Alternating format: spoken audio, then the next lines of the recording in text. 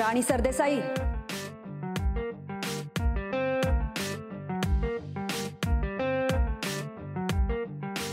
माझा भाऊ कुठे? आपण? मी मीरा सरदेसाई, धनंजय सरदेसाईंची बहीण. माझा भाऊ बेपत्ता आहे असं मला कळलं. मला कोणी काही सांगण्याची तसदी घेतलेलीच नाही. आणि कसं सांगणार? पण धनंजयच्या बाबतीतली प्रत्येक गोष्ट मला कळायला हवी. आजपर्यंत माझ्यापासून खूप गोष्टी लपवून ठेवण्यात आल्यात. मला बाजूला सारण्यात आलंय. अगदी माझ्या भावाला माझ्यापासून दूर करण्याचाही प्रयत्न झालाय. मी सगळं शांतपणे सहन केलं, फक्त धनंजयचा विचार करून. पण आता मी नाही शांत बसणार. मी इथे आलीये फक्त धनंजयसाठी, त्याला काही होता कामा नये म्हणून. मीरा, मी तुला कळवणारच होते, पण काय? पण तुला ते तितकं महत्वाचं नाही वाटलं? नाही, तसं नाही.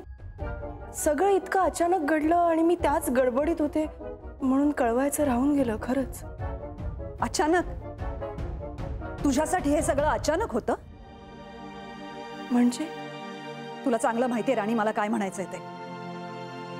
मीरा, मला इथे वाद नकोय. मीही इथे वाद घालायला आले नाहीये राणी. मी इथे आलीये फक्त माझ्या भावासाठी, आणि त्याला काही होता कामा नये. मॅडम, धनंजय सरदेसाईंचा शोध आम्ही घेतोय. पण कुठे आणि कसा? एक्सक्यूज मी मॅडम, आम्ही आमच्या प्रोसिजर प्रमाणे केस सॉल्व्ह करू. धनंजय सरदेसाईंबद्दलची चौकशी आम्ही करतोय. त्यांच्याबद्दलची सगळी माहिती हातात आली की सगळे धागेदोरेही हातात येतील, आणि मग धनंजय सरदेसाईंपर्यंत पोहोचायला फार वेळ लागणार नाही. आणि मग ह्याच्या मागे काय कारण आहे आणि कोण आहे कळेल, लवकरच कळेल. अहो, गुन्हेगार तुमच्या समोर आहे. हो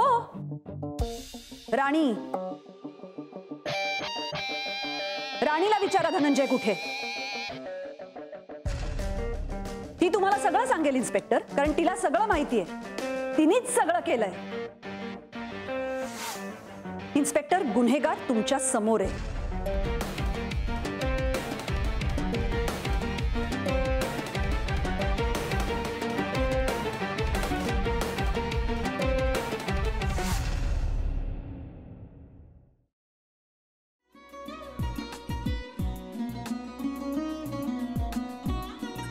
लावू का? असाच लावू ना.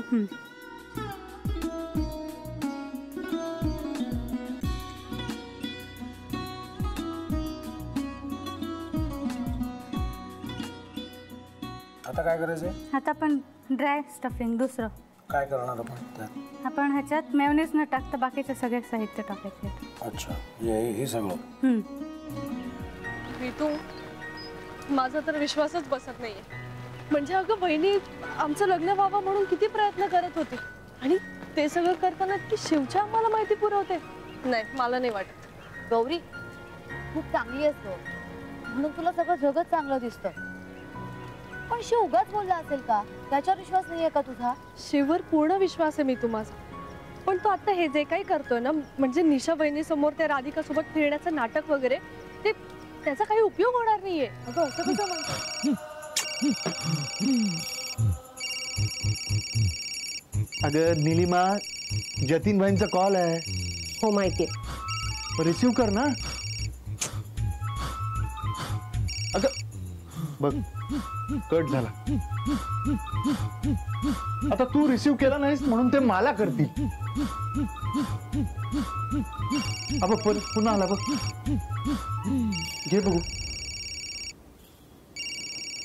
हे एक ना एक दिवस घडणारच होतं. आता मला कळलं तुम्ही 2 दिवस झाले काय सांगत होता ते. बनू हे संकेत असतात आणि हे ठरवून येत नसतात. मी बाहेर तुमची वाट बघते.